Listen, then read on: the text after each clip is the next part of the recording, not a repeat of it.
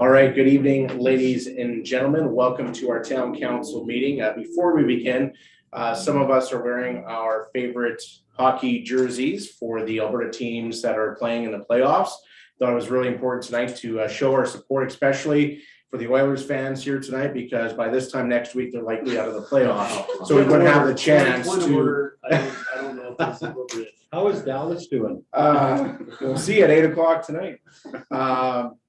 No, we do wish both Alberta teams well in the playoffs, and go Oilers and go Flames. With that, I do want to hand things over to Mr. Kitlitz to do an introduction for us this evening as well. Yes, thank you, Mr. Mayor. I'm very happy to introduce council and the town to Cheville Gajar. He started with this on Monday morning as our planner. As council may recall, we in support of the land use bylaw, a one-year term position was approved. And Cheville was a successful candidate, so he'll be with us for about a year. So supporting the land use bylaw and any other planning related duties that we may need over that time. So happy to have him here. Welcome to Edson, Cheville. Thank you. Thank you. With that, can I get a motion of the agenda for the May 3rd, 2022 regular meeting of council be adopted as presented? Councillor Chouinard, all those in favor? Motion carried. Can I get a motion that the minutes of the April 19th, 2022 regular meeting of council be adopted as presented? Councillor Moore will make that motion. All those in favor? Motion carried. We have no public hearings or delegations. Can I get a motion that council give first reading to bylaw number 2276? Councillor Bevan will make that motion. And we do have Clayton Kitlitz, or General Manager of Infrastructure and Planning, to present on this item this evening. Thank you, Mr. Mayor.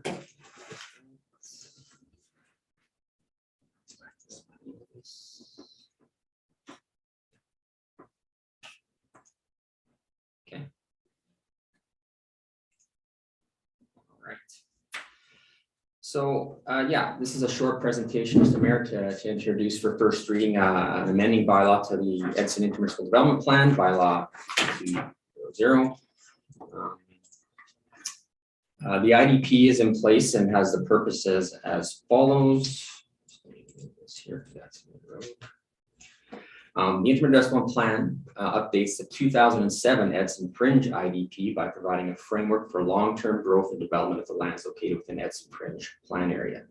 The plan area includes lands in the Yellowhead County. The town of Edson is shown on map 1. It extends north and west of the McLeod River to 2 miles north and west of the town boundary. Here's a map of that IDP. It's a bit small, I think, here for us to see, but you can it just gives a reference in terms of where the town of Edson boundary is and that IDP boundary as described in the purpose.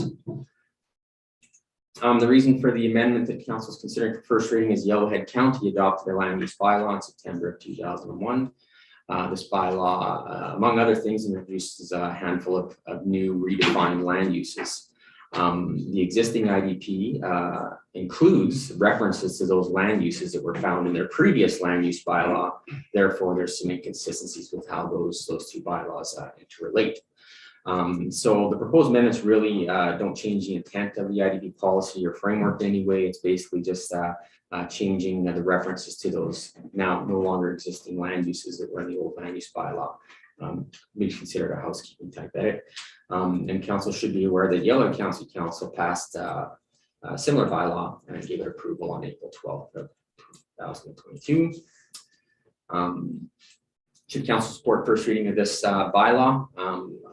Administration will work towards scheduling a public hearing for May 17th, 2022. And also we'll be happy to provide a bit more further detailed analysis of what those particular changes are with respect to that bylaw. Any questions? Thank you, Mr. Kitlitz. Council, do you have any questions? Seeing none, I will call the question. All those in favor? Motion carried. Moving on to reports from administration, can I get a motion that the public hearing regarding the draft notice of decision with respect to development permit application number 016-2022 be scheduled for a later date to be determined by administration? Councilor Psichny will make that motion, and go ahead, Mr. Kitlitz. Okay, thank you, Mr. Mayor. I have a very comprehensive presentation here, about 75 slides. It'll take me about an hour and 45 minutes to get through. I look forward to seeing that. Point of order. You can't call. I could try. Sorry. I'm still the wrong one? Okay, thank you. Let's see if I can- So I'd like to share again. I see what he's trying to do. He's trying to delay this meeting so it goes past 8. It's on it. I didn't know if it Right. was. Go till 10. There. Okay, all right. So this presentation is for council's consideration of a development permit 0162022, which is in the direct control district at a location of 4921 6th Avenue. And the use is for a minor eating establishment. In terms of strategic alignment, two pillars of the existing council strategic plan are referenced here: diverse and strong economic opportunity, as well as public engagement governance. And obviously, the public engagement governance, it talks about basing our decisions on facts, ensuring those facts are readily available to the public. Again, it's about transparency in terms of our decisions that we make at the council. And then facilitating economic growth and responsible development in our community is in alignment with the diverse and strong economic opportunity pillar. Policy direction analysis. The MVP identifies this particular parcel of land, designates it as commercial in the future land use concept. The arrow here on the screen is pointing to the proximity of that parcel in relation to this map. It also includes, the MVP includes 3 area redevelopment plan areas, commercial area development areas, sort of in the central area of town between the highways, and then just up along 50th Street, which is where this area, the subject parcel, is located. Policy in 4.3.2 of the MVP states that the central commercial area redevelopment plans are intended to provide objectives, policies, and initiatives that are specific to each character area. The central commercial ARP shall be prepared in accordance with the following, as well as the general provisions and requirements in section 4.1.3 of the MVP. I didn't share all that information. There's quite a lengthy analysis of things, both for an area redevelopment plan that the MVP calls for, as well as things that need to be considered in that plan in terms of character, impacts to neighborhood, impacts to uses. Certainly, if council wishes to dive into that, we can. But basically, what it does is outlining how our ARP should be implemented in the future. As well, the MVP defines what a mixed-use development is. And what it does say is a mixed-use development is any urban development that blends a combination of residential, commercial, cultural, institution, or industrial uses, where those uses are physically or functionally integrated, and it provides pedestrian connection. In the town's case, typically a building with commercial units on the lower floor and residential units above. Now, the proposed application doesn't necessarily meet that exact configuration. We have a single-family dwelling where a portion of that dwelling can be converted to commercial space, as well as a small addition to accommodate the expansion of that use. But in general, I think it could be considered as a mixed-use type development. Subsequently, the land use bylaw doesn't provide us any further information on this, because a mixed-use development is not defined as a use in our current land use bylaw. So that's something that we'll have to look forward to in our rewrite to analyze. But as of right now, we're using this mixed-use designation that's found in the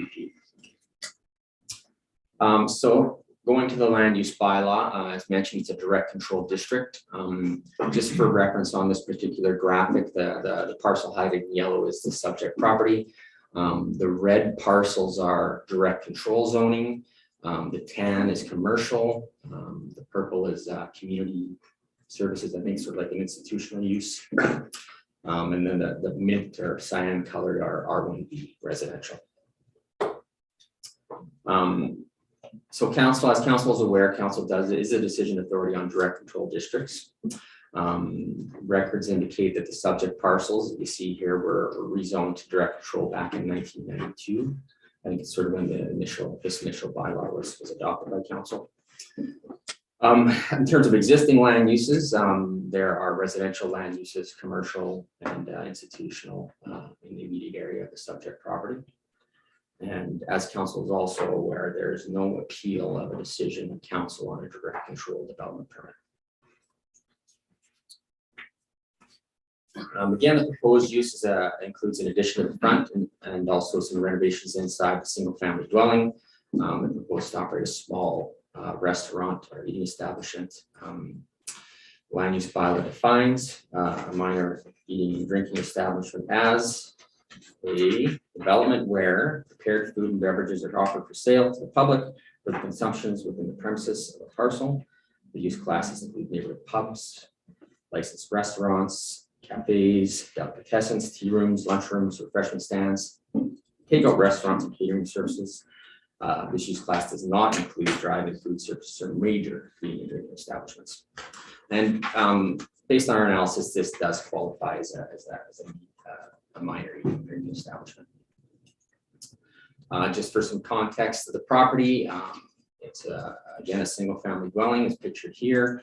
The proposed development shows again a small renovation to the interior of the building, as well as some sitting space outside and a deck showed in the red highlight. Here's a graphic from the applicant that sort of tries to demonstrate how the front facade will look done. And then this is just a graphic of the subject property from the aerial photography to show the residential context and whatnot. Parking that's identified will be in the rear lane here. Oh, I guess you guys can't make it. There it is right there. So in terms of public consultation, section 18 of the land use bylaw sets provisions for development authority to notify on applications for discretionary land uses. In the case of this application, notifications were mailed to adjacent landowners within 30 meters of the subject property. We did receive feedback, written submissions from 2 of those landowners, and we did consider those that feedback in the draft notice of decision that's been part of this report. What we did here specifically, there was some concerns with parking and how the use might impact parking in the neighborhood, specifically in the back alley. There's some concerns about alcohol consumption at the eating and drink establishment, and also with hours of operation. Also some about noise, privacy in the backyard was mentioned, and concerns about events. The applicant's given us no indications of the events at this location. They do not want to have sales or consumption of alcohol, and they've declared their hours of operation. So we've added to the notice of decision the parking requirements, and they do comply with the land use bylaw regulations. 2 of them are for the single family dwelling, and then 3 in the back for the restaurant use. There's a condition that does prohibit the consumption and sale of alcohol on the site, and then the hours of operation have been tagged between 10 a.m. and 8 p.m. 7 days a week. And the operator has the ability to adjust those hours within those constraints. So in terms of pre-notification, or is that engagement enough? Looking at the policies within the MVP and the requirement for an ARP that is yet to be done. Wondering, I guess the question what comes into the question is, there enough engagement for this particular use in this particular location? Area development plans involve extensive public engagement. It's a statutory plan, so it involves 3 readings of a bylaw as well as a public hearing before they can be considered. And that hasn't occurred yet. Now, having said that, the MVP also does include a policy statement in that section. It does say that applications for subdivision and development can also be considered even if the ARP is not in place. And maybe that speaks to why these areas have been designated direct control, to give council that oversight to do that. I'm not sure of the context of what those decisions were made previously, but that could be one of them. Is the proposed development in keeping with the intent of an ARP as defined in the MVP and those potential impacts to the neighborhood? And are they fully understood? And I think that's where the question comes in from a pure planning analysis perspective. Where we feel that maybe that public engagement really hasn't been done extensively yet. There was a pre-notification, but really, what level does council think would be appropriate to notify? Public hearings are an option for a direct control district. And council can determine what level of engagement they want to see for any kind of direct control application that they see. So in this case, council has the opportunity to apply their community context and their political views on whether or not this is appropriate or not. But in this case, administration is recommending that a public hearing be held before council considers a regular decision on the draft notice of decision for development permit 0162022. All right, thank you, Mr. Kitlitz. Council, do you have any questions? Councillor Byer, go ahead. Thanks. Through the chair to Mr. Kitlitz. Thanks for bringing this forward. So, so this is my understanding. This business has already been in operation. They just want to expand their building, and that's what's directed it to us this time. Through you, Mr. Mayor. So I'm not aware that the business is in operation, at least not to the extent that they're applying for. Now, maybe it was a takeout. I'll be honest with you, I'm not 100% sure of that. But they do have a desire to expand the extent of that operation into a single family dwelling. So, and that's the application. Councillor Sharp. Just actually a point. So the neighbors in the area are not really opposed to it, or just several were? So through you, Mr. Mayor. So landowners were notified of the pre-application. So a pre-application would be, hey, we received an application for a minor eating and drinking establishment at this location. I don't know the exact details on notification, but it wouldn't have all the information included because the application still wasn't fully analyzed. That notification went out, and of the residents that were notified, 2 responded. So does that mean the others, and sorry, I don't have the number, I should have had a number for council. The others are in support. We don't know. Just run the follow up. Through the chair, please. Through the chair to Mr. Kitlitz. In this block, other houses have been changed to it. So I would be interested in seeing the actual public hearing, because what they want, I think, is something that may be good in the area because the houses are close to industrial, but most importantly, what do the neighbors think, because there is residential close. So if they're not opposed to it, then maybe it's an option we should explore. Councillor Taylor. Through the mayor, just 2 questions to Mr. Kitlitz. If you could get the numbers of how many notifications were sent out, just for future context, that'd be great. And if we did send out notifications of a public hearing, I assume it would go to roughly the same area, or what radius within the, I guess you had a map earlier.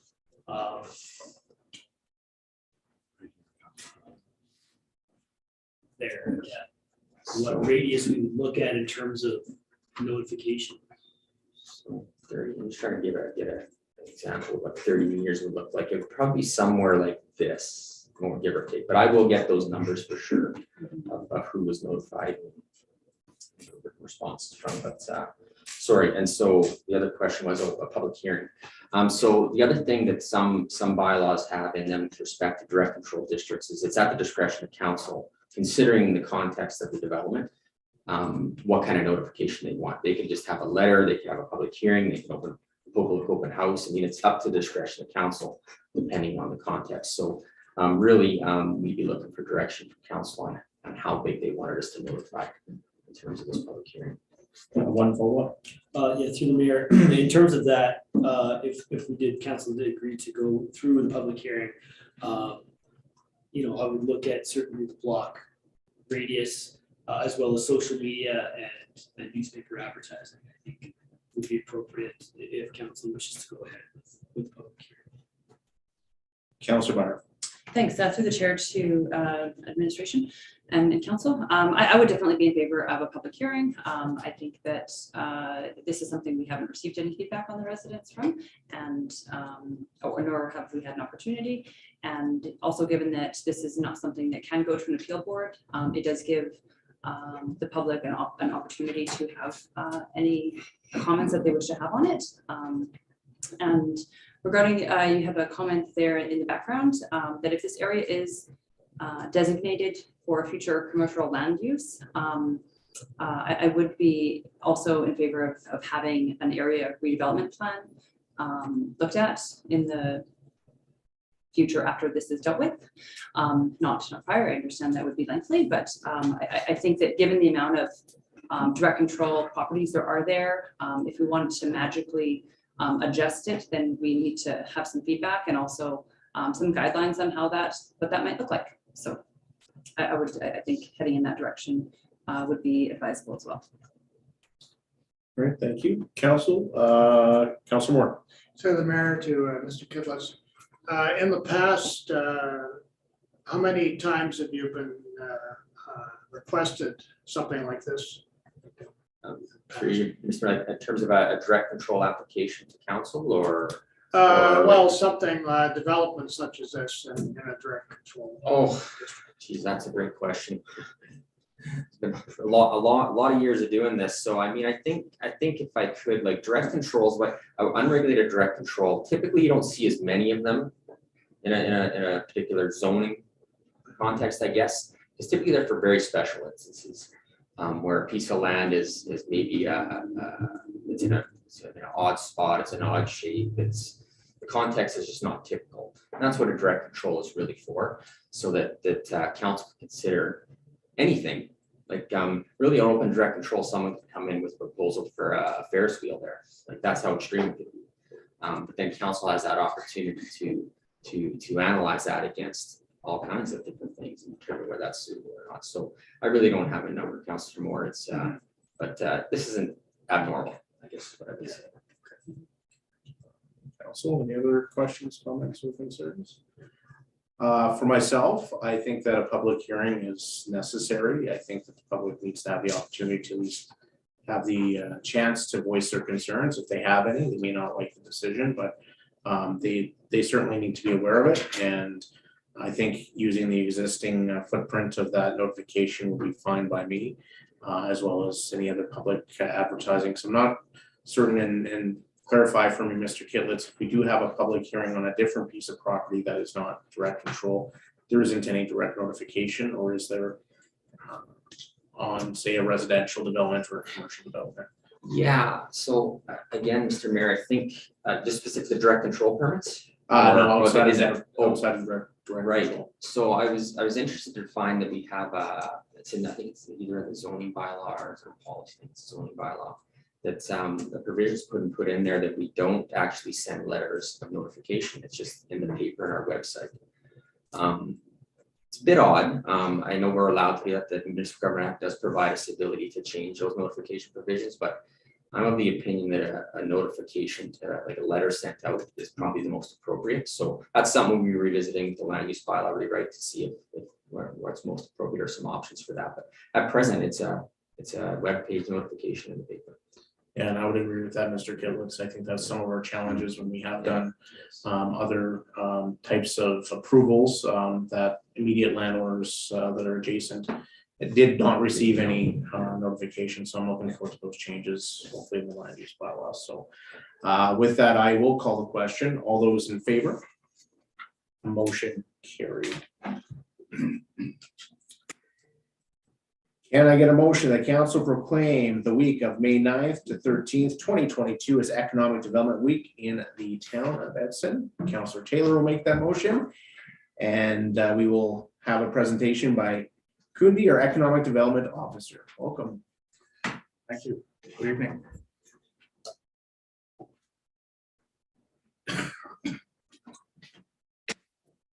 So, as some of you may already know, Economic Development Week was created by the International Economic Development Council in 2016 to increase awareness of local programs that create jobs, that bolster career development opportunities, and as well increase quality of life for communities everywhere. So to that end, administration is putting forward a motion that council proclaim the week of May 9th to 13th, 2022 as Economic Development Week in the town of Edson. Following the proclamation, administration will send the item back to Economic Development Alberta, which will list Edson among the communities around Alberta that supported Economic Development Week. And in support of this proclamation, administration will as well conduct a communications campaign in collaboration with the Edson and District Chamber of Commerce and Community Fishers Western Head in promoting the business support programs that we currently have here in Edson, and as well to raise awareness about our business community. So As a recommendation, administration supports the motion and hopes council feel the same way. Great, thank you very much for your presentation. Council, do you have any comments or questions? Councilor Schnarr. During this week, since you're economical development officer, you're reaching out to businesses and introduce yourself. Yes, so from the chair to Councilor Connaught. Yes, so throughout this week and last week, even with the trade show that we hosted, we made a considered effort towards reaching out to the business community, touching base with the Chamber of Commerce and all the community features. And there's because we're trying to promote this democracy as best as we can and trying to get the business to support this as well. So in reaching out to them, we as well got them to reach out to their contacts to help us get as much reach as we can in promoting this. So we have, and it's been going on. People are very receptive to it. Thank you, Mr. Gitlitz. Yeah, Mr. Mayor, if I could supplement, so in addition to that, Mr. Niambari will be back, I think, in chambers on the 17th of May to give sort of an overview of our ECDEV work plan for the year that him and I have been developing, and hopefully present that to council and get some endorsement from them on what we'll be working on for this year. So, and it'll maybe speak more to some of the work that he's been doing up to date and what he plans to do over the coming year. Thank you. Council, anything else? I think this is fantastic, ties in nicely with what we're talking about in our strategic plan, about economic opportunities, and of course the work that we have underway with our land use bylaw, which I hope people get engaged with. So I'll be happy to support this motion as well. With that, I will call the question. All those in favor? Motion carried. Can I get a motion that council proclaim the week of May 15th to 21st, 2022 as National Public Works Week in the town of Edson? Councillor Bevan will make that motion. And who would like to speak to this? Mr. Kitt, let's go ahead. Yes, thank you, Mr. Mayor. So it's my pleasure to present this. So National Public Works Week has been sponsored by the American Public Works Association since 1960. It aims to energize and educate the public on the importance of public works in our daily lives and to recognize public work professionals that are focused on infrastructure, facilities, emergency management, and services that are vital importance to the sustainability of resilient communities. This is pretty important to our public works staff. I think they get pretty pumped up about this every year. So we're excited to bring this proclamation to council. In terms of what the guys will be doing, they'll be hosting an appreciation lunch for the crews on what's the date? I should remember that we're after date. I think it's the 19th of May, if I'm not mistaken. Also, a couple of staff will be sent to the equipment rodeo that they have every year to showcase their skills. And then there was a coloring contest that was presented at the trade show. And then just some general communications about the importance of the work that public works professionals do in our community around the world. So love to see this supported for the week of May 15th to 21st. Thank you. Council, any questions or comments? Councillor Meyer. Thanks to the chair, to the members of the Youth Council, Councillor Moore and Councillor Taylor and Mayor Zahara. If you guys can just pass this information on to the youth so they're aware of it, that would be appreciated. I think it's fantastic. This one and also the previous one as well, Economic Development Week. Councillor Taylor will do so. We'll have to tell, we don't have a meeting before then, so we'll have to. We'll send a message. We'll send a message. Thank you. Keeps it. They're not watching us live stream. They have lives. All right, with that, I will call the question. All those in favor? Motion carried. Can I get a motion, please, that the council allocate the 2021 operating surplus of $921,021 to the unrestricted surplus? You're using my math. Councillor Bard will make that motion, and we have our General Manager of Corporate Services, Sarah Bittner, with us. Go ahead, Sarah. Thank you, Mr. Mayor. Yes, so council recalls on April 19th, we had our auditors present the 2021 financial statements to council and noted the year-end surplus for 2021 at the $921,000 that I'm speaking about tonight. The surplus flows through what's called our accumulated surplus. So just a reminder on that, that entails all our equity and our assets all our reserves, which we are called restricted surplus, which are just reserves we've allocated money to for specific purposes. And then there's something called the unrestricted surplus. You'll see there we have a balance of just over $1 million in that now. That includes the 921. When I close the books for the year, it automatically slides into that particular area of the accumulated surplus. It's more of a contingency area, as it's not actually allocated towards a specific purpose. There is also one other part of the reserves called the tax stabilization fund within the operating reserves. It's also like a contingency. So both of those are used for contingency purposes, not allocated to specific projects.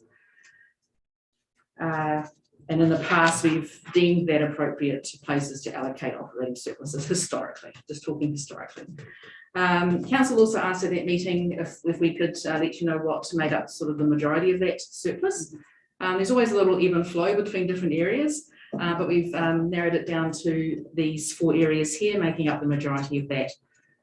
Due to our salaries, wages and benefits of around 400,000, there were 3 senior leadership positions vacant for large portions of 2021, so that it contributed towards that greatly. Travel and expense of 120, we had that fully in the budget. Due to COVID, the conferences were mostly held virtually, so there was a lot of savings there for travel and expense. Under landfill reclamation, each year we do a calculation to ensure we have enough in the liability account to pay for the reclamation of the landfill when it is closed. After the calculation was done for 2021, there were already sufficient funds in that liability account, so we didn't have to bring that expense through. And finally, the fines revenue is had an extra 250. There's some year-end processes that happen with the fines for outstanding accounts that we need to account for. And after those were done, we ended up at about 250 above the budgeted revenue figure. So those 4 really made up the bulk of it, made up about 905,000 of that. And there were some little bits and pieces from other areas that flowed through to make up to the 921. And again, while the recommendation on the table is to have this flow into the unrestricted surplus, the allocation is ultimately council's decision. I've also attached to the agenda the reserve table showing the sort of proposed balances at the end of 2022 for our reserves.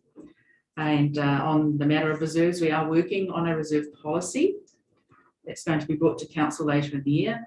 And this will hopefully provide some clarity on our reserves, items such as what that reserve is used for, and also an optimal balance of that reserve.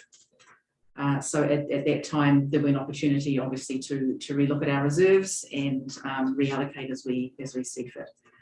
One item about the unrestricted surplus, there's a section in the MGA that it touches on another reason to ensure that there's some healthy balance in the unrestricted surplus. If we were to have a deficit in any given year for any major thing that might have happened, or that isn't necessarily known at the time of the budget, if we do have a deficit that slides that unrestricted surplus into the negative, then we must tax for that the next year to recover it. So that's sort of a reason to have a little bit of a balance in that unrestricted surplus to ensure that will cover any of those unexpected, unforeseen circumstances that can crop up and bring us maybe into a deficit situation. All right. Thank you, Ms. Bittner, for your presentation. Council, any questions, comments, or concerns? See, Councillor Byer, go ahead. Thanks, after the mayor to Ms. Bittner. So on the projected year-end reserve balance, where is the unrestricted surplus on here? I can't find It it. wouldn't be there. So why is it not in there? It's not a reserve.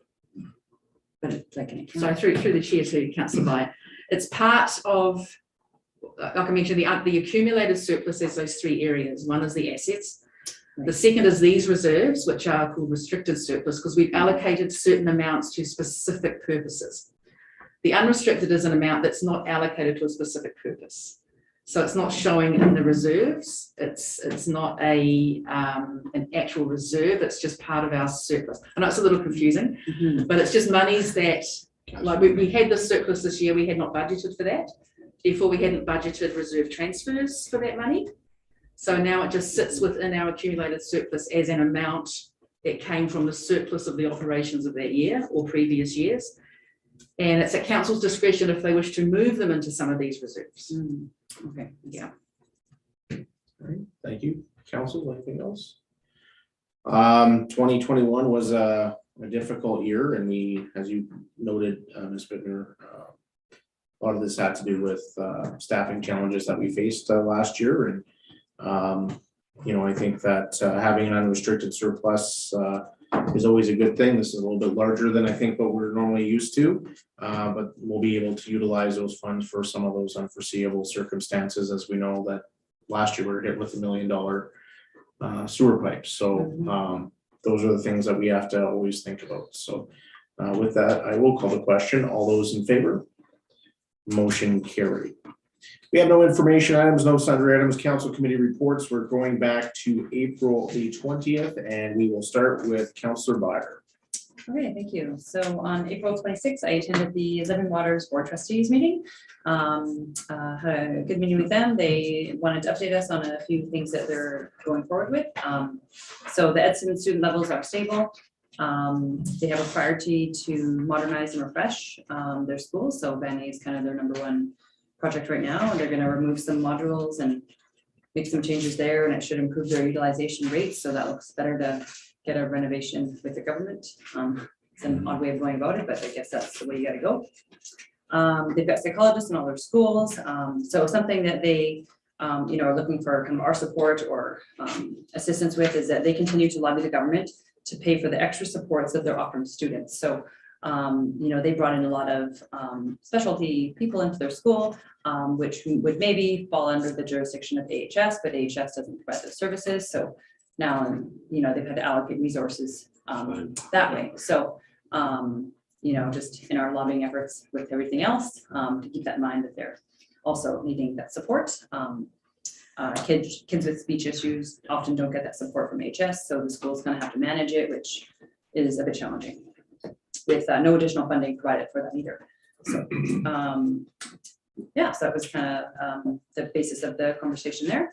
And then on April 28th, I had a Community Futures West Yellowhead meeting, and geez, they've been working hard.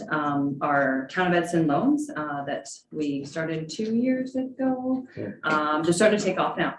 There's recently they've been getting a few more applications for Edson, so the information is getting out there, and we can offer the loans up to $25,000 to Edson-based businesses, and so it's really fantastic to see that coming to fruition. They will be pushing Smart Start at our golf tournament here, the Mayor's Tournament. What else? A couple of the local communities.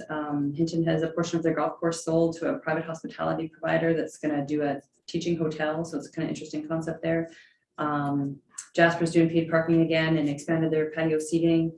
They've also reduced their speed to 30 kilometers an hour through the entire town. And one of the things that they're having a bit of public engagement with now is they've changed their utilities rates, which are tiered, and they're tiered by the volume that you use, the pipe side going to your location, and the capital replacement. So it's a very interesting and confusing method. Ours sounds much simpler. So, and of course, they're getting a lot of negative feedback because some people's bills have increased by 400%. So, but they're going to review that in a few months. And April 30th, I attended the Volunteer Appreciation Awards. The Community Services Department did a fabulous job putting that on, and we got to watch about an hour of The Great Disconnect. And if you haven't seen it, I highly suggest watching more than the hour that we got to see, because it really, really makes you think about how unengaged we are with other human beings around us. So that was, and today a tour of the Edson Library from the board and librarian. Thank you. Councillor Taylor. Hold on, I just gotta add that to Our library rep. Yes. Oops. Speaking of which, on April 20th, I attended the Edson Public Library Board meeting, which we had a tour tonight. There'll be joining council next week for their presentation. On April 27th, I attended a presentation at Westinghouse School on the Montessori learning method, which was interesting. I got to meet there. April 30th, attended the volunteer appreciation celebration at the movie theater, and hats off to the community development team for putting that together. Also, same day I was at the trade show, and it was well attended, it seemed, and got some good public engagement there. Last night we had our youth council meeting, and Brendan Rayom did a great presentation on sort of the impacts that we've been made here in Edson, like in terms of environmental change and the changes that we've been making and that sort of thing. And always the council's very engaged, and they had a look at our strat plan. And we did a little exercise asking them to circle kind of what stood out in the plan, what they liked about the plan, and sort of there was a common theme. There were three kind of common themes, and that was environment, attracting business, and bringing people together. And those are some of the things that our youth are excited about, and perhaps looking at maybe their next project focusing on one of those areas. So, and of course tonight we had a great tour of the Edson Public Library and their renovation and expansion project. So that's my report. Councillor Positioning. Mine's very simple. I attended the library tour today. Perfect. Councillor Bevan. Okay, April 28th, Community Futures. 29th, I was at the trade show for the seniors and did stop in at the town booth. May 2nd, we had a seniors meeting for an executive director. We had 8 people apply for it. We did hire one here. We just gonna notify that person tomorrow, so they will be our new executive director. And trivia night for them is June the 25th. Legion, they have a new logo up here in the corner. You can pass it around to see, so please sign up for it. All right, thank you. Councillor Moore. Thank you. Councillor Taylor described the youth council meeting, the Brendan Rayom presentation. Well, I actually saw it twice. I was here April 22nd for the Earth Day event. And he's talking about renewable energy, and one of those projects is in southern Alberta in Lamont. And to give you an idea how fast this is, this solar farm, it covers a large section that would take in an area that would include majority of downtown Calgary and the Saddle Dome as well.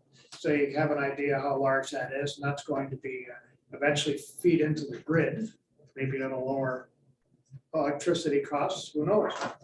But closer to home, we have Canyon Creek project, which is under development now. It's a hydro pumping station at Obed, and it'll supply electricity to the grid as well.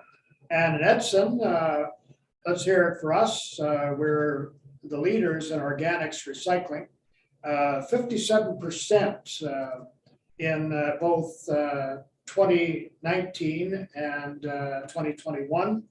54% in 2020, and the national average is 31%. So we're doing very well, and there's no reason why we couldn't do better. We always aim to do better.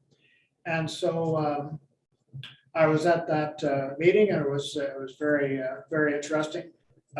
April 26th, I was at, as Councilor Bear mentioned, I was at the Living Waters meeting, and I found that quite interesting to meet all the Living Water councilors who we couldn't really meet during COVID, and that was a great opportunity. And April 29th, I attended the trade show. Of course, I was at the Edson booth, and I got to meet a lot of people that I know, and we had some great communication among the Edson people who were in the Edson booth and the people who attended the trade fair. And everyone was so very happy to have had the trade fair back. Majority of the people I spoke to, a lot of smiling faces, and it's great that we could bring this back. And I also attended, along with Councillor Meyer and other members of council, the FCSS Volunteer Appreciation Event. And it was great to see Betty Stitzenberger win an award for her years of volunteering, and very, very much deserved, along with the other people who received those awards. And also worked the admissions table at the trade fair, which was always fun. And again, I got to meet a lot of great people. And of course, I was at the youth council meeting the other night, and also attended the Edson Library tour today, which I found most interesting. And they're going to have a reno at some time, and I think we're all looking forward to that. Thank you. Councillor Schnarr. You want me to top that? Okay, on April 26th, I was at the Living Waters. We've already spoke about that. I had the library one, FCSS volunteer trade show. I was there 29th and 30th. I'll have our next chamber meeting with numbers. Rough estimate is about 1,500 people attended.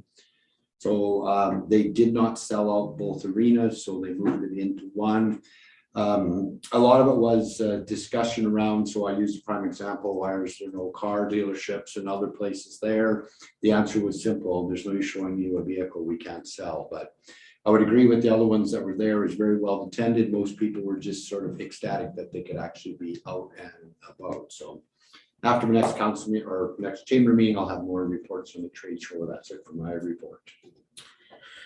All right, for myself, attended the volunteer appreciation on the 30th, and I thought it was fantastic that we were able to utilize our theater downtown and support a local restaurant downtown.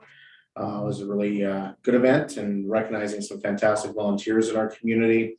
From there, I went to the Connect District meeting that was being held at the Best Western. Communities throughout Central Alberta were there, and was able to speak about the work that the Edson Cadets do in our community. They won the Mayor's Award of Excellence last year for Volunteer Appreciation Week, and once again, it was great to have people in the community with smiling faces and supporting a local business.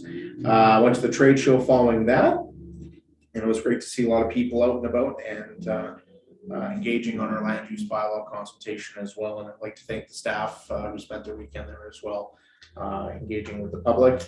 On the second, Youth Council, and I think that's been covered for the most part. Youth Council had a very successful Earth Week with their various activities. The weather wasn't really cooperative, but they did hand out 540 white spruce trees in our community. So there's none left. There's none left. So that was fantastic. And just to build off of the garbage cleanup and some of the environmental stuff that they're doing, we are looking at doing a downtown cleanup, which will include cleaning up graffiti here, hopefully in the next few weeks, and hopefully with collaboration with Citizens on Patrol, and hopefully we'll see council there as well. And then today, this afternoon, I had the opportunity to meet with the Federal Minister of Rural Economic Development, Goody Hutchings. There were 22 participants in the roundtable. 3 mayors were invited, and I was fortunate to be one of them.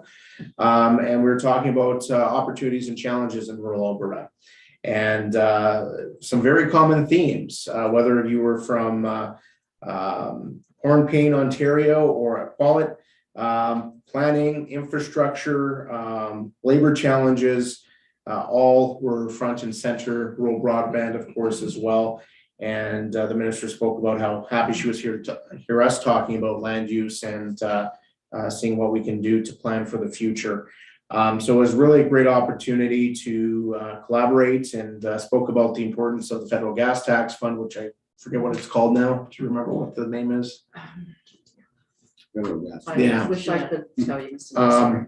But once again, it's one of those funding streams that's very flexible for municipalities, and want to see that continue, and talk about regional collaboration and supporting volunteerism in our community. Every community seems to have a lot of challenges with volunteers now. So what we can do to help support that. And then, and one of the things the minister spoke about too is economic development needs to be linked to housing. If you can't find housing, how are you gonna develop your community? And how are you gonna develop your community if you can't afford the infrastructure? So those were all great points. And then toured the library today, a fantastic tour by the board about our library, and it was great to see so many people utilizing that facility, and I look forward to the presentation next week. So with that, we have no further items. So questions from the media and public regarding items from this council meeting? None. Ooh. All right, motion to go to the closed session pursuant to section 16, the Freedom of Information Protection and Privacy Act. Councillor Byer, all those in favor, motion carried. We oppose, we gotta do it again. Are you good? Motion to adjourn. Councillor Chenard, motion to adjourn. All those in favor, motion carried. Go Flames, go.